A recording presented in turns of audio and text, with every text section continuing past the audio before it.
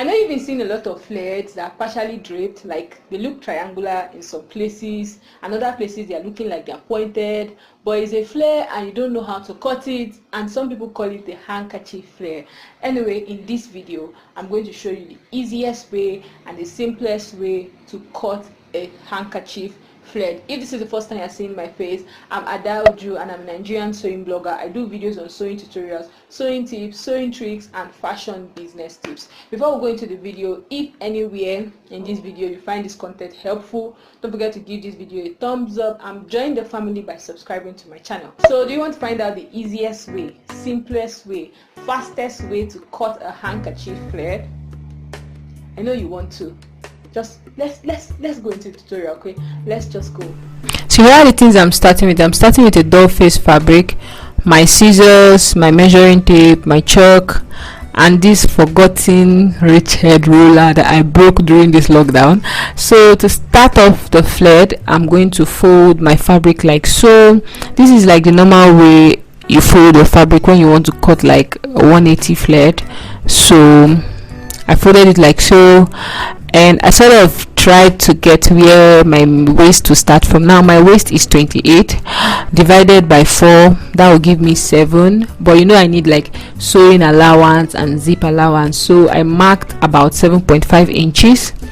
Then from that point I extended my tape downwards and marked 6 inches. Now 6 inches is actually the exact length of the flare. Okay, so I did this across the entire length of the curve.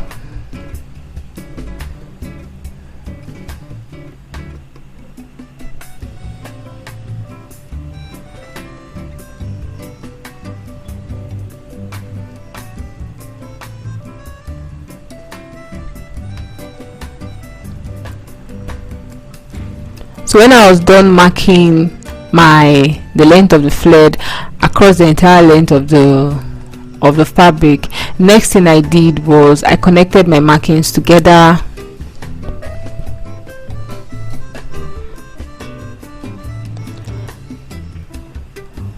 So that's my waist region, and that is the hem of the flare. The next thing I went ahead to do was I sort of marked the center of the flare. So I used my ruler and I drew a straight line downwards. Now I want to carve in the handkerchief flare into like this our normal basic flare. So what I did here was I marked 5 inches downwards,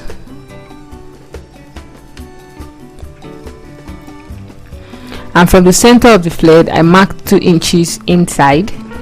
Now some people just go directly and connect the lines, but me I like my flare to have like a little curve. I don't really like that sharp bend from the center into the like handkerchief region, so I sort of marked 2 inches inwards for both sides of the fabric.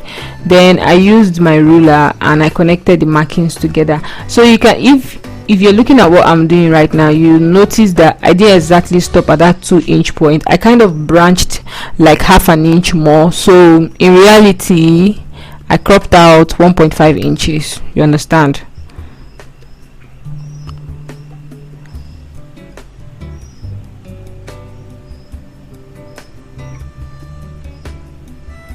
So I connected my markings like so and drew like an inverted triangle.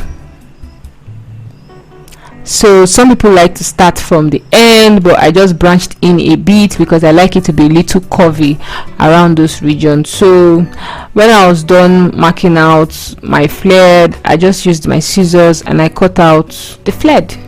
So this is the first part of the handkerchief flare. I always like my handkerchief flare to be full and I like it to be full. I don't just like it to just be there, so I like to cut it in portions. So this is like the first portion of the handkerchief flare.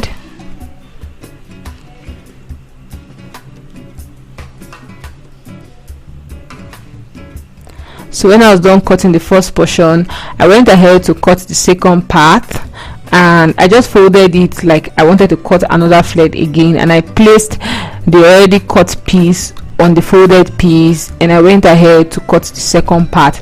Now if you don't fancy a full handkerchief flare, you just want something that is just there, you can just cut it once, but me, I like it to be full so that it will caress my waist very well and it will sit beautiful there. So that is why I'm cutting it in fragments. So when I was done cutting, this is what it looks like. This is the flared form. This is the two portions I cut, or the two fragments that I cut. The next thing I'm going to do is I'm going to go ahead to line this flared, and I know I didn't show it on camera. All I just did was I laid the flared on my lining like so, as you can see that picture on the screen, and I just stitched it, turned it over, and this is what I have here. So this is what it looks like. Now I'm going to go ahead to join them together. So to join the flared together, what you will do is you're going to lay them on each other like this. Just look at what I'm doing.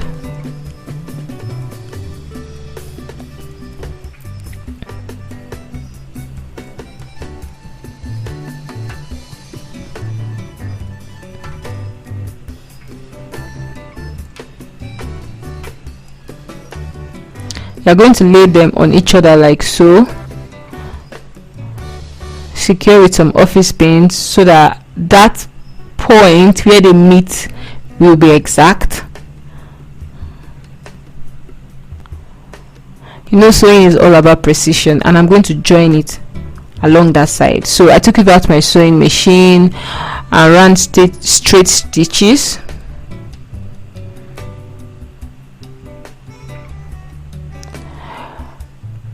When I was done joining it, because I don't have a weaving machine, I did an overlock stitch to keep it nice, clean and crisp. I did this for both sides.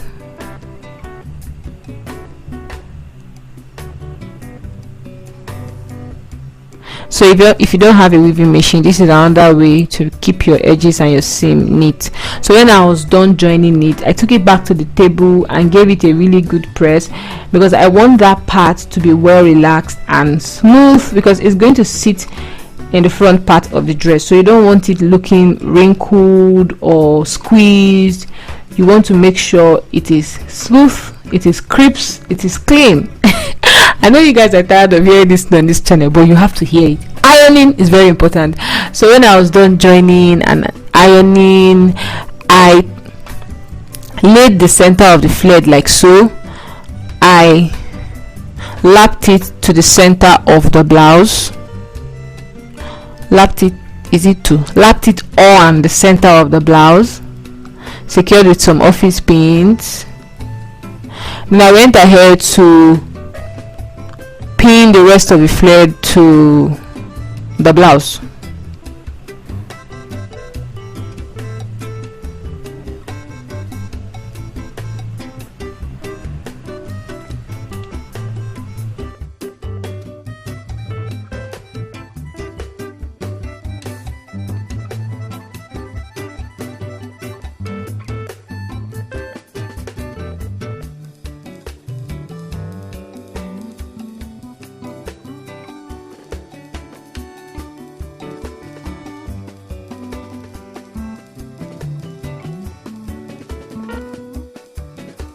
I was done pinning the flare to the blouse. I'm just going to sew along that side from the top to the down.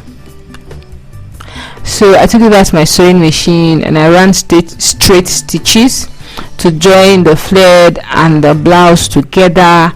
And I didn't just run straight stitches. Like when I was done joining the flared and the blouse together, I went back again and did a zigzag stitch to lock the seam of the blouse.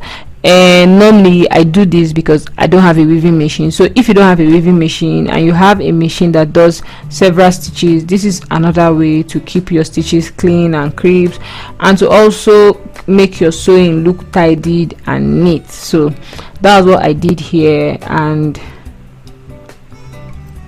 when I was done sewing, I took it back to my ironing table and gave it a really good press. You guys know when it comes to sewing and ironing, they are like 5 and 6, brother and sister, bread and butter, you understand?